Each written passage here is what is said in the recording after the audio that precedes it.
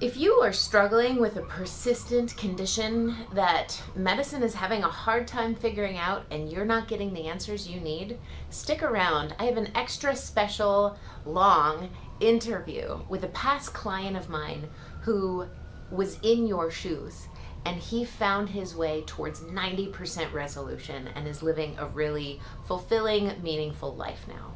He talks about 6 steps that are necessary for healing.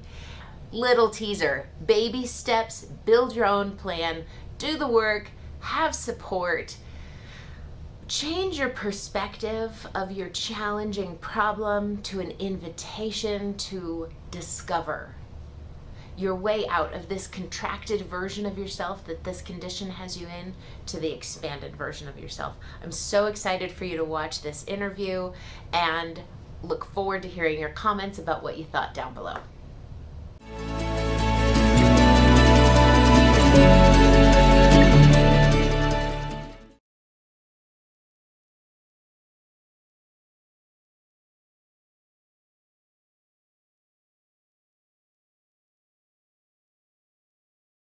Hello. Hi, Jeff.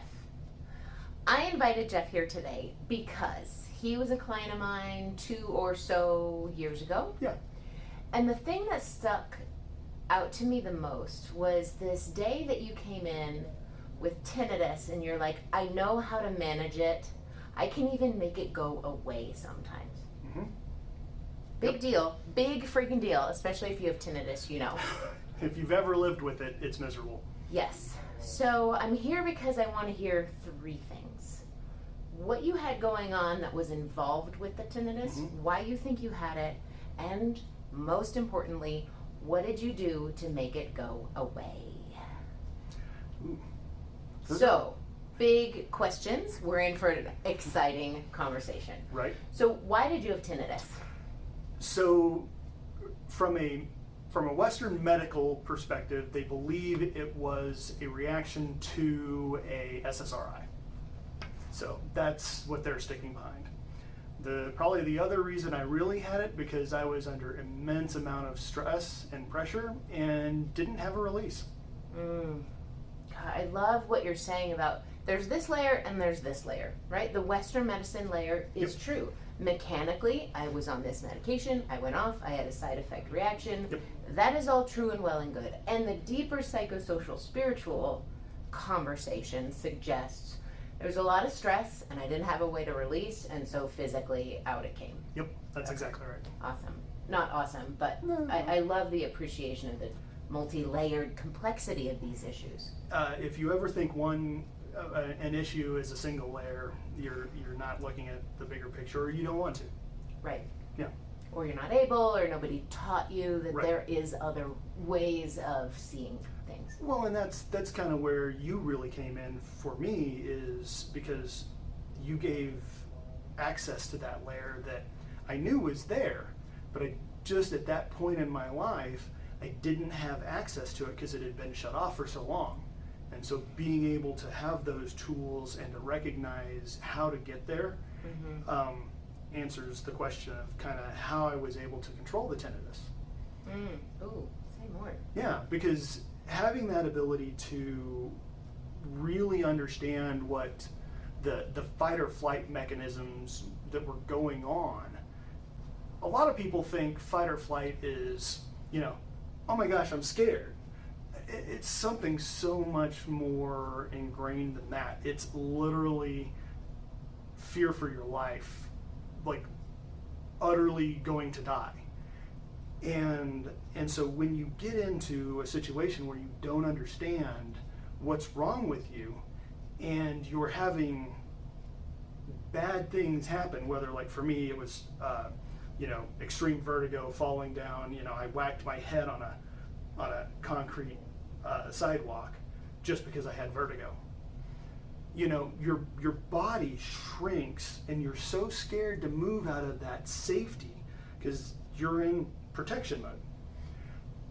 When you're in the protection mode, my tinnitus would never go away. It would go up and it could go down, but it would always be driving, the background noise in my room when I tried to sleep at night. And then as we kind of got access to that fight or flight mechanism and kind of learn how to exercise it, and you learn how to be able to control that, that's when it really became possible for me to really, put my body in such a relaxed state and be able to understand that the tinnitus would kind of work its way out. Mm. So what I'm hearing you say is that the fight or flight and the fear, the very real fear that comes along with that, had this shrink effect on you. and you went into protection mode. Absolutely. And you got clear that when my system Yep. is in protection mode, Mm-hmm. my tinnitus is worse. Yes. And what you came to realize was that A, I'm in protection mode, Mhm. and B, there's another way to get out of protection mode and more into growth mode or expansion mode or safe mode. And still be safe, because protection and safe we try to equate, and that's not always, that's not the right way to put it, because you can be in an expanded state and still be safe. And good luck teaching the fear-based parts that are in protection mode that it is equally safe and maybe even more safe Right. in the growth mode. Well, I remember the first time I came here, I think our session was 12 minutes. You're like, yeah, this isn't going to go well. Okay, you need to go home. Here's what I need you to work on. Uh-huh. And, and it was effective. But it just, you shouldn't be scared of the unknown, but so many people are, especially right now. We've been in an unknown state for a year and some change. Yeah. And so Pandemics do that. we're almost numb to it, and to be able to just kind of sit down, drop in and really start thinking about where you want to be and where you think you are, and if you're stuck, or if you're in that protection mode, what would it take and what would it look like if you could get out? So when somebody's in the protection mode, Mhm. realizing that those protection modes that they're subconsciously doing to stay safe, A, it's keeping your physical symptoms stuck. Mm-hmm.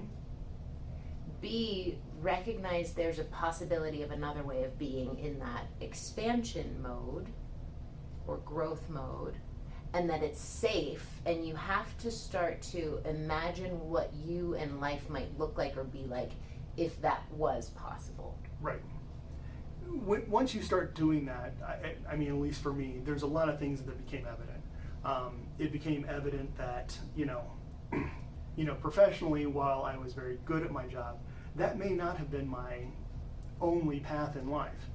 And it's been very fulfilling to be able to be okay with that, because if you've only done one thing your entire life and you've been very successful and you were at the top of your game, and now you can't work, it's a very humbling experience, and it can really put you in that protection place, where being able to grow and expand and really learn that the larger space is a safe place is something that has been very meaningful and very learning to me. So it's more than just the tinnitus, the ringing in the ears, and the SSRI. It's about you as a person and shifting into this other expression of yourself as a person. Yep. And as you learn to do that, what happened to the tinnitus, the vertigo, the neck pain, all the things? It's all managed, and I say managed, it never goes away, but it is something that is there, but you're not scared of it. I can't tell you the last time I had a vertigo incident, and I can tell you, even now, let's say I stumble, I'm not falling down. I'm just, oh well, I tripped. It's not the full blown, and the tripping doesn't exacerbate that fear of fight or flight or protection. Like if I trip, I don't immediately go, oh my God, this is gonna hurt. You know, where when you're in that protection mode, the minute you get anywhere near that feeling of the last time that you actually, you know, had a vertigo episode, or the tinnitus was so bad it made you have to go to the, you know, grab a basket because you thought you were gonna, you know, throw up, you know, those don't become triggers that don't take you down that river so quick. So there's a shift in your relationship with symptoms. What Right. I'm hearing is that, okay, symptoms are still there, Yeah.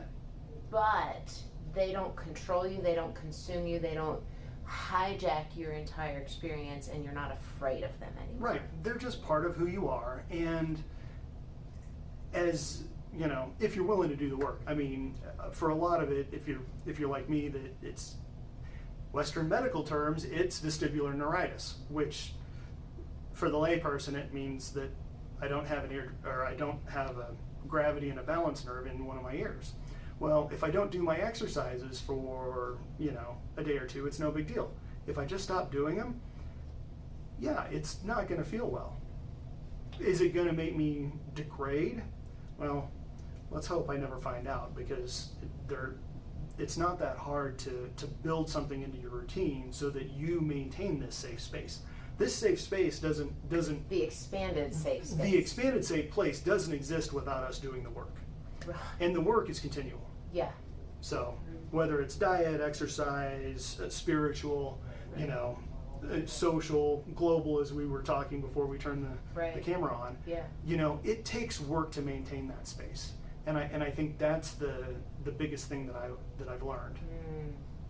So what are the practices that you incorporate or do to maintain your best self?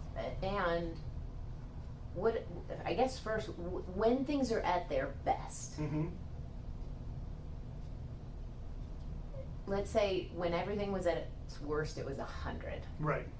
and it's gone as 0. When things are at their best, where are they? They're sitting, you know, total addition of all the symptoms and things, it's sitting between a 10, you know, goes between what I'd call a 12 and an 8. I mean, most good days I don't even notice that I have things unless I want to do my exercises, like close my eyes and try to walk up the stairs and make sure I maintain, Right. you know, a straight line. So I want to pause, because this is actually a big deal. As you've learned to find your expanded safe space, Right. when things are in a good place, Right. and you're doing the work to do the work, Mm-hmm. your symptoms are 90% gone. Yeah. 92% gone. Right. 88%. That's a big freaking deal. That's a lot. It's life changing. I really felt when we first started this path, the first time I met you, I literally lived in fear that I was going to be disabled and never going to enjoy the things that I enjoyed before. I mean, the lady told me, I'm an avid skier, and she goes, if you know, the last thing that she said as she walked out the door is, if you're ever in a whiteout, just sit down or go find a tree, because that will be the worst, you know, that could be life ending or something like that. And I'm like, Holy fear. yeah. Ah, And I'm like, my life is never going to be the same. And while I haven't skied, you know, this year thanks to the pandemic, I've been in multiple whiteouts. I've never, you know, had that fear. Right. You know, it's just life as usual with a little more understanding of, you know, here's a couple of things that you should watch out for. So, vestibular neuritis, tinnitus, they're there, and you are living a very good quality life that's meaningful and adds value to you. Wouldn't change it for the world. Okay, tell me, what are the things that you do to stay well in your expanded state? Like practical, something that can be of value and assistance to people. So, Because we've got the mindset part down, the Yeah. identity part. What are the tactical? so I had a very good friend of mine snarkily say, you eat an elephant one bite at a time. And I was like, yeah, but we got all this stuff to do. And when it comes to change your being, you know, number one is, honestly, I made a list. Number two, I had someone I trust that I knew wouldn't make fun of me, because I'm a guy, and you know, while, you know, I'm not the most macho guy in the world, you know, I wanted someone that would support me in this venture, even as crazy as some of the things that I was trying. I mean, you've seen some of the exercises they've made me do. It's pretty embarrassing. You know, and then so you start small. Yeah. I mean, you know, I mean, one of the things that I do is I have this drawer of, you know, stuff, and I make smoothies. I've done everything from nootropics to maca powder, ashwagandha. I mean, literally, I've probably got 30 mason jars with different things that I put in. Now, what did I start with? I started essentially with as many blueberries as I could put in and a little bit of spinach because it tasted like ass. Right. Now I don't add hardly anything, and I think it tastes quite good. Okay. No, it's not going to get a 5-star Michelin rating by any stretch of the imagination, but Sure. it's healthy and it's quick. Right. You know, but I started putting really good food into my body.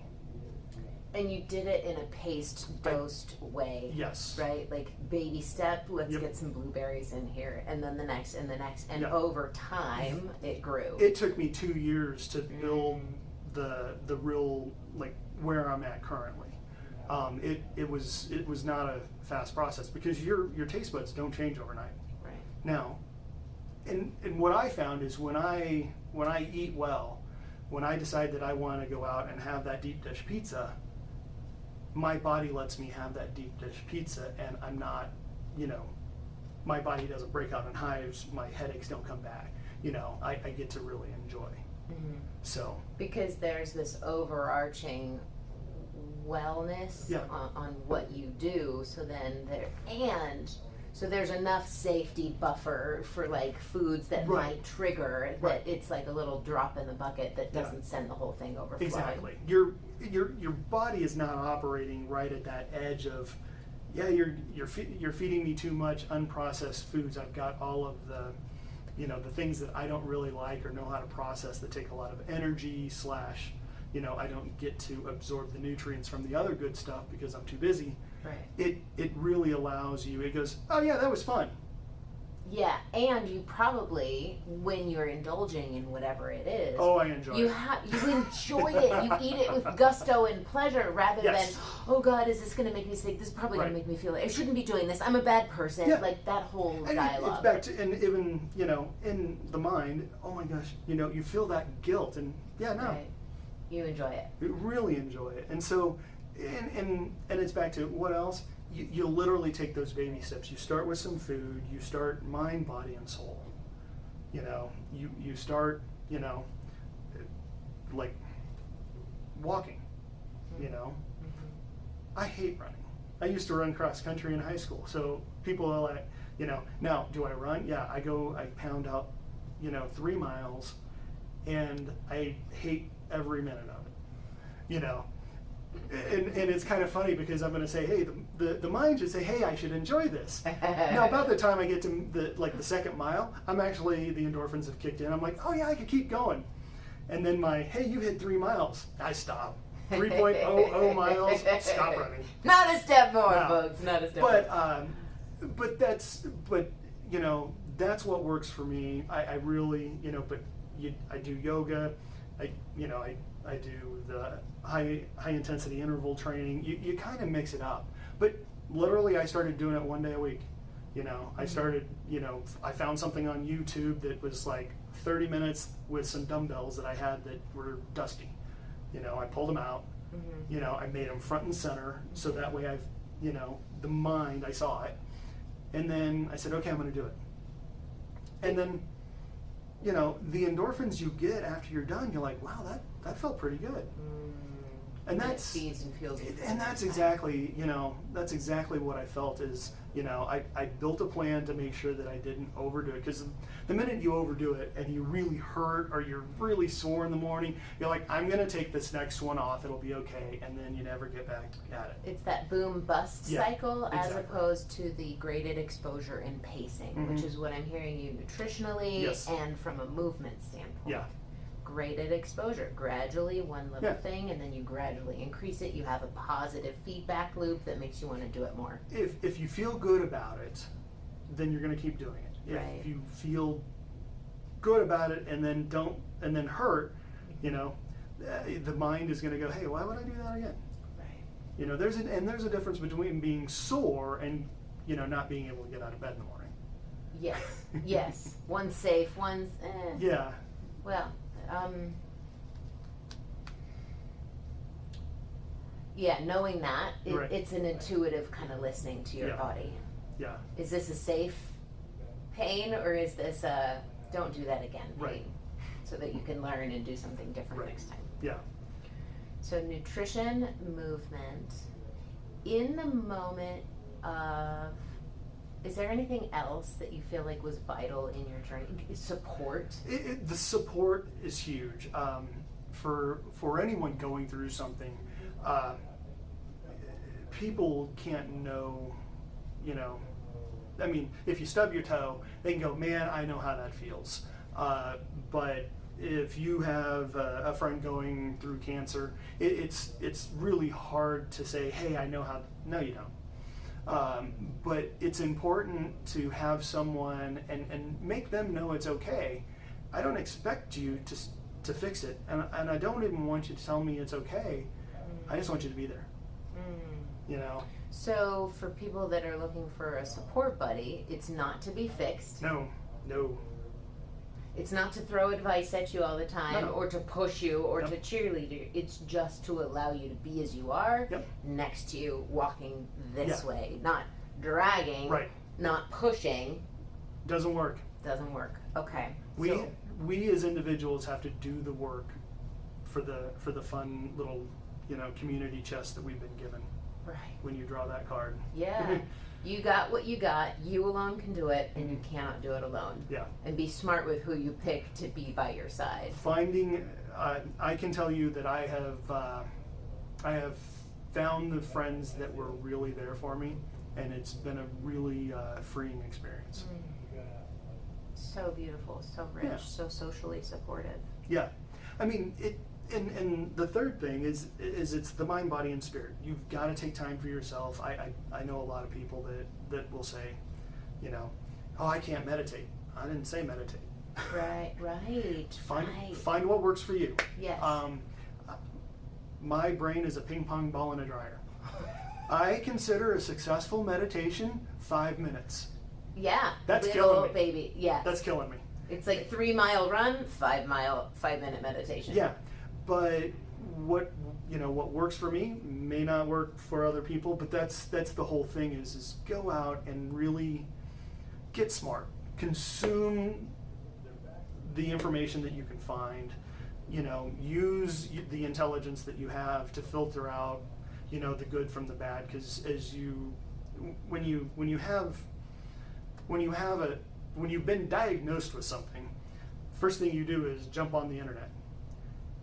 And that's the best and worst thing you can do. So you've got to really put some thought into what is going to work. Because hey, this will work for tinnitus, buy this. Well, it doesn't for me, but, oh, you didn't take it long enough. Oh, soon, whatever. No, thank you. Right. So it's really about the balance. Ironically, having lost mine,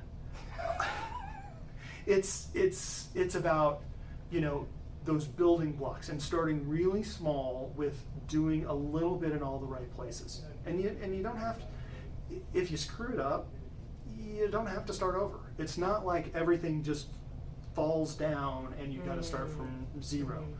You may take a step back. You may get up in the morning and go, wow, I don't feel so bad. you know, but you just got to keep going and never give up. Because there's a lot of times I've taken some huge steps back. And I've been really angry at myself because some of them were self-inflicted, some of them were not, you know, but still as that whole, man, I was doing so good. And, you know, I had my own little pity party, and then you get back up and you do it. Mm-hmm.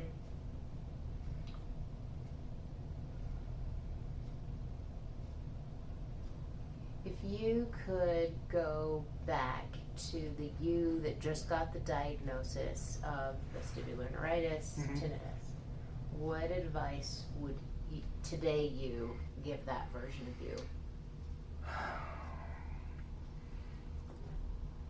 Oh, my path being unique, as they said, they're like, you should be fine in, you know, 2 months at the most. And when I came back at 3 months, and they're like, yeah, you haven't improved any. All I heard, and being the type of individual that I am, someone says, hey, you have this, do A, B, and C, and keep doing this, but don't, you know, I mean, I just went and did it, and I did it with my whole heart and soul. And when I came back in 3 months, and I'm like, Doc, I don't feel any better, and they're like, you don't look any better. It was so disheartening. The advice I would give myself, it wouldn't be that much different. Is I had the right team, and every time I got down, and every time I stopped doing, you know, every time I had my pity party, Mm-hmm. you know, I had my friends that were like, hey, how's it going? I'm like, ah, and they're like, come on, you can do this. I'm like, well, they don't even know what's wrong with me. You know, because at first, it took 1.5 years to get the vestibular neuritis diagnosis. Mm-hmm. So by the time I got that, to say I was hopeless, well, that's when you met me, you know, I still wouldn't give up. I still just didn't have the glimmer in my eye that you saw after a couple of treatments. Mm-hmm. But the thing is just don't give up. Don't stop. Listen to your heart. If you know something doesn't jive, get more input. So listen to your own self, your own knowing. Listen to Yeah. your heart, and what I'm hearing in the don't give up Yeah. is remembering that bodies can heal. There is a way out. You might not know it, but keep looking for it, and Yes. have people that can help you to keep looking for it. So once you hit the frequency or whatever with what is going on in your body, it will resonate with you, and you've got to really listen. And, you know, like, I understand when I can have that deep dish pizza, Mm-hmm. and I understand when I can't. But that took a lot of learning on what my body is telling me, what the self, you know, is this thing that really does work, and it really does speak. Yeah. You know, if you listen to it, you'll get better and better at hearing what it has to say, and then the quicker you do that, at least what happened with me is the quicker I did that, the better I felt more quickly. So learning how to listen to your body and what it's communicating to you. It's huge. And it doesn't send text messages, and it doesn't speak in language that's English. No, it does not say, hey, you can have that deep dish pizza. It doesn't Right. say, hey, I really need that run today, even though you don't feel like it. Yeah.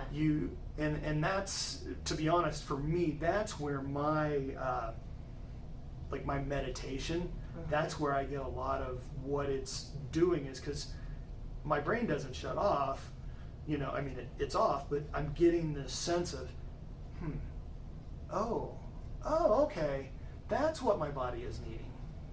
So for me, that's been how, you know, it takes the environment out so that you can actually listen to what you need.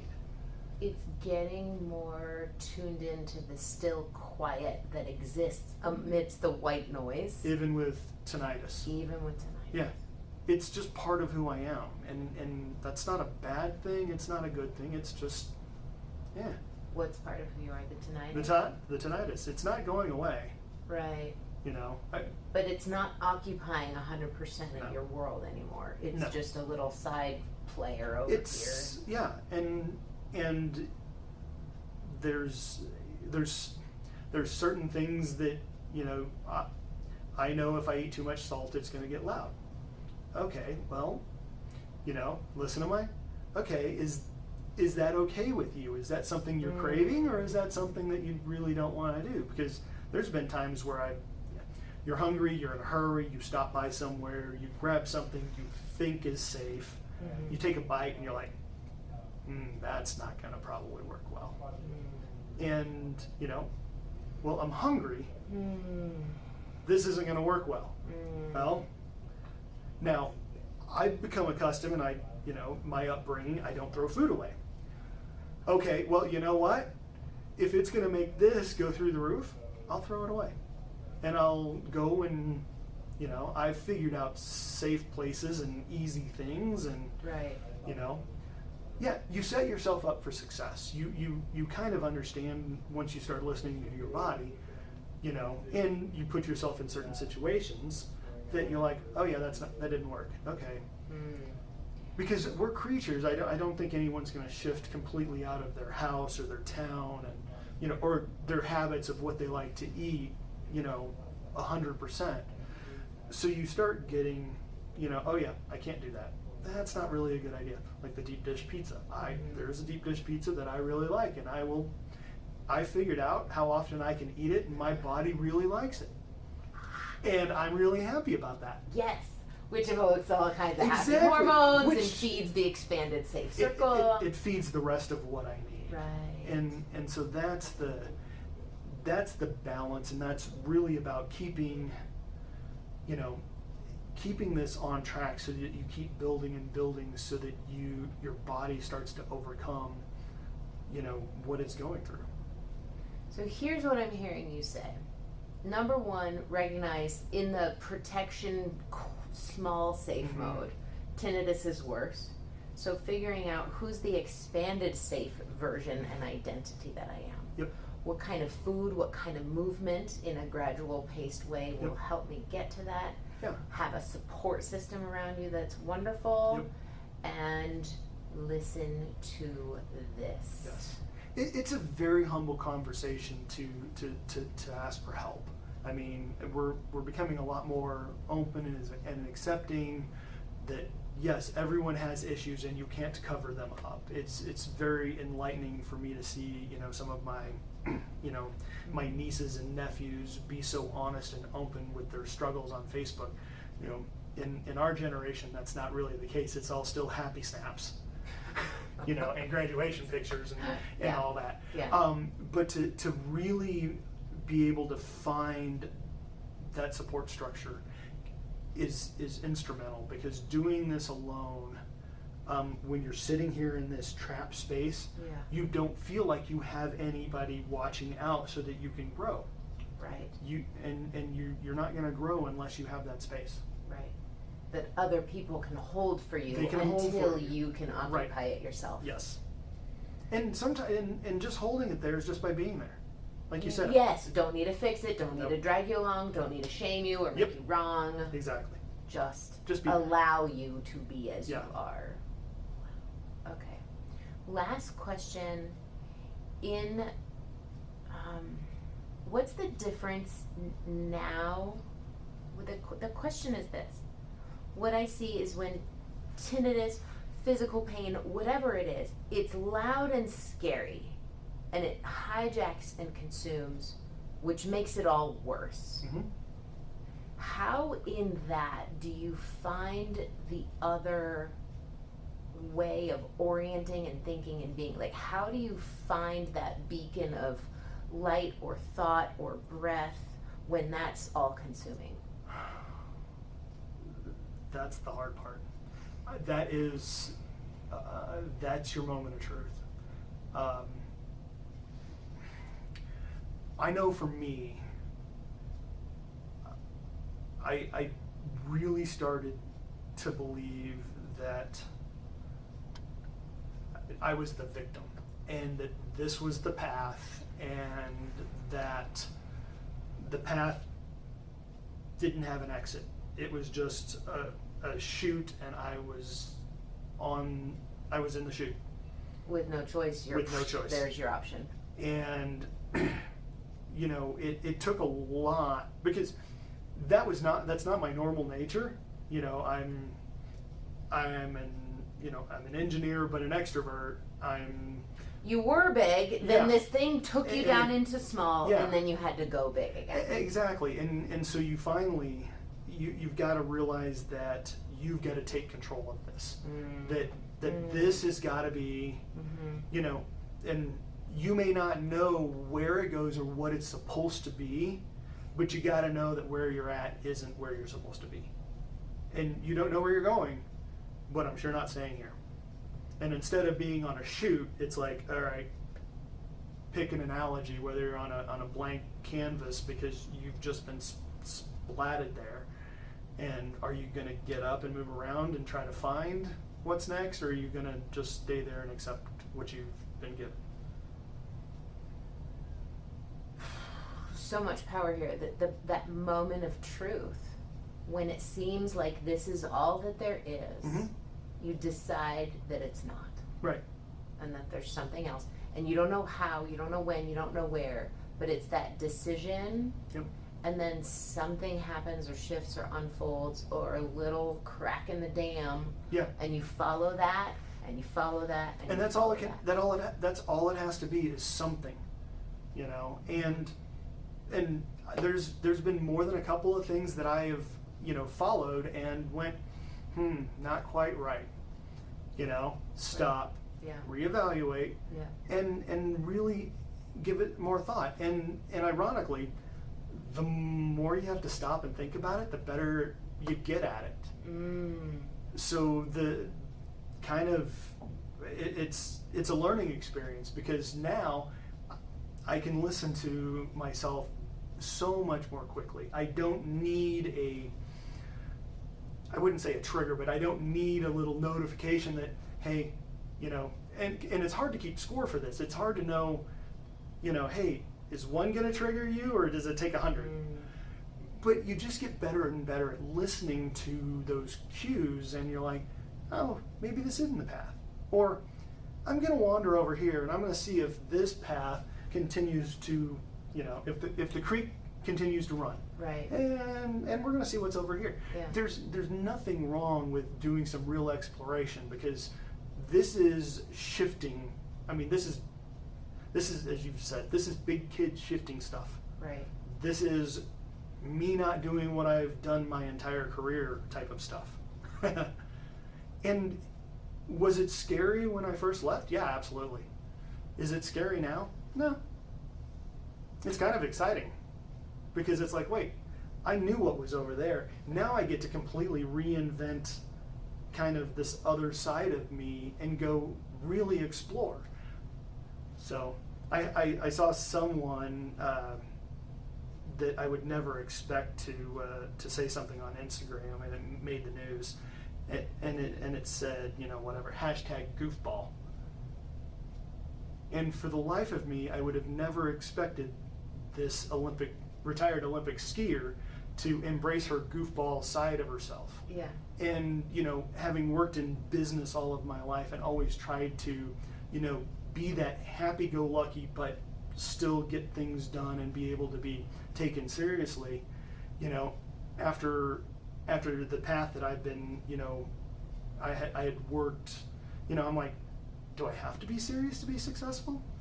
And I really went, I really don't want to be, and I don't think that's the path I want to go down. And then I saw that yesterday, knowing that I'm meeting with you today, and it just made me giggle. I'm like, yeah, I don't.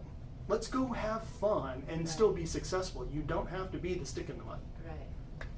It's a more expanded perspective Yeah. on possibilities for how you can be and show up in the world and do your work. It doesn't always have to be this way. We've been told that this is the way it works. Right. Don't throw out your food. Be this way. And that path times 40 years landed you in the world of vestibular neuritis. That's, I don't know what you're talking about. Yeah, no, absolutely. And if that's what it took to be able to have this expanded, consciousness, okay. Are you actually saying that, is there a part of you that feels appreciation, friendliness, or gratitude Absolutely. towards it? Absolutely. That's big. Well, if it's easy, there's no reason to change paths. Why would I have stopped what I was doing if Right. it was working? I had Right. a pattern. I had a commute. The kids had soccer, and then this, and then that. It was all very orchestrated. Right. And then Bam. bam. You literally cannot stand and walk Yeah. because you're balanced, so you can't keep going on. So Yeah. you needed that intervention of the vestibular neuritis Yeah. to redirect you onto a more expanded path of consciousness. And ironically, I've always had this other part of me that was like, hey, what would it look like if I did this? And I'm like, this is working. Hey, or keep that for retirement. That will be our retirement. No, do it when you can. I am so thankful. I hope you hear that. Do it when you can, right? Like we all have this bigger part of ourselves. And sometimes these devastating physical conditions, diagnoses, life-altering troubles, challenges Yeah, can be the biggest invitation to finding this expanded version of yourself. it's true. Thank you so much. I hope you got something out of this. Thank you, Absolutely. Jeff. Thank I you. hope you enjoyed that interview. Jeff was amazing, 90% better. He found his expanded version of himself. He did the work, he did the baby steps, he created his own plan, he had support, and he changed his perspective to view it as an invitation to a bigger version of himself. If you like this video, click like and subscribe to be notified when new content comes out. I would love to connect with you. I'm a physical therapist and a psychotherapist here in Denver, Colorado, and I work with people around the country. Click on the link below to schedule your free consult, and I sincerely wish you all the best in your difficult, challenging, and worthwhile journey ahead.